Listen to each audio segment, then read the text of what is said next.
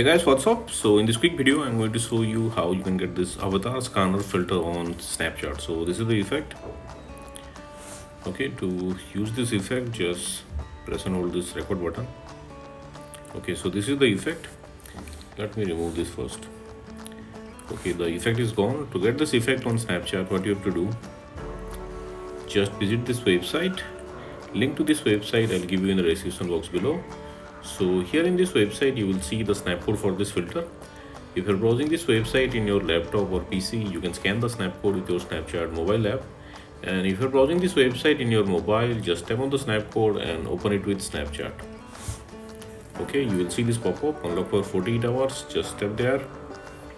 Okay, and that's it, you got the filter. So that's it guys. Likewise, you can get this effect on Snapchat. So thanks for watching the video guys. See you in the next video.